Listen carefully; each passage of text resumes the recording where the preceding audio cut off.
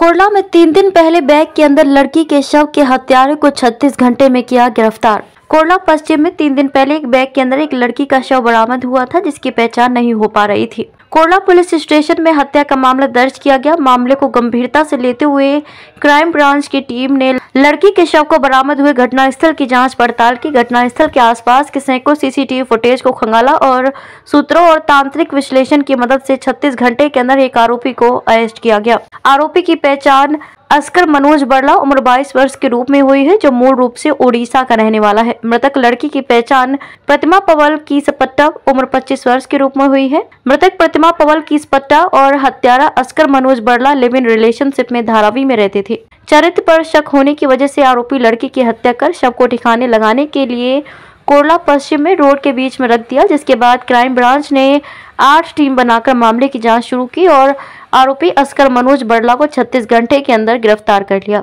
आरोपी और मृतक दोनों मूल रूप से उड़ीसा के रहने वाले हैं। कोरला में रविवार को एक मर्डर का केस दाखिल हुआ था, जिसमें एक अननोन डेड बॉडी मिली थी।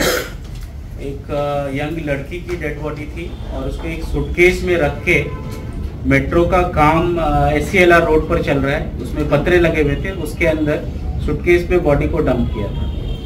उसके बाद क्राइम ब्रांच की टीम ने उस पर काम करना शुरू किया और इसमें यूनिट 11 को लीड मिली। तो हमारा जो तांत्रिक विश्लेषण था, CCTV चेकिंग वगैरह थे और साथ में हमें इंफॉर्मेशन मिली, उसके बेसिस पे बॉडी आइडेंटिफाई हुई कौन है और साथ में ये भी पता चला कि वो एक लड़के के साथ रहती थी और उसके घर का भी पता चला और वो लड़का भागने की कोशिश कर रहा है। तो यूनिट 11 की टीम थाने में वर्कआउट कर रही थी। At the same time unit 5 की टीम ने भी और एविडेंसेस इकट्ठा किए और जो आरोपी लड़का है, उसको यूनिट 11 की टीम ने थाने स्टेशन से कल लिया और उसको अपने पास फिर फर्दर इंट्रोगेशन के लिए यूनिट में लेके आए।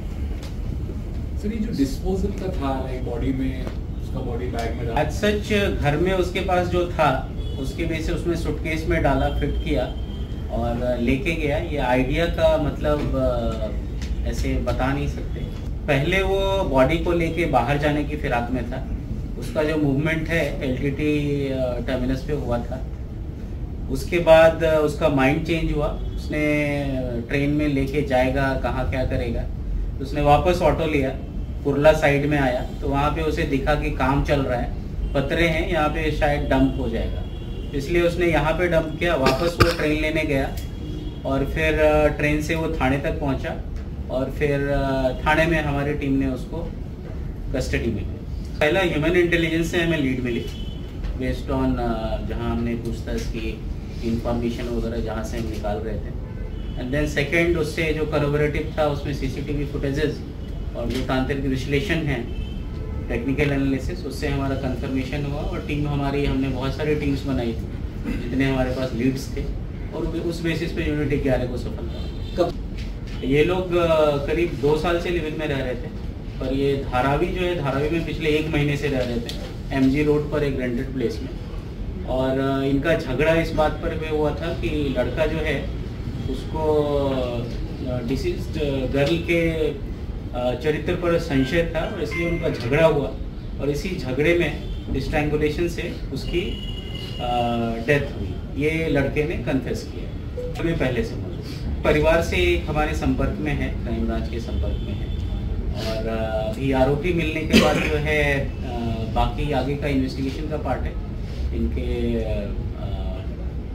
बाकी क्या कहाँ से क्या कनेक्शन है, बट जो मेन जो कोर है मर्डर का, उसमें आरोपी हमें मिला है और ये दोनों लिव इन में थे और इनके बीच का ही जो है कारण वो मर्डर का निकल गया था और सोमवार को आरोपी पकड़ा गया। आपने यहाँ लड़की भी जॉब करती थी, लड़की ने जॉब छोड़ दिया था? लड़की का जहाँ काम करती थी, वो हाउस कीपिंग का काम करती थी, वहाँ पे कुछ झगड़ा हुआ था जिससे वो काम छोड़ दिया था उसने और उसके बाद ये धारावी में रह रही है।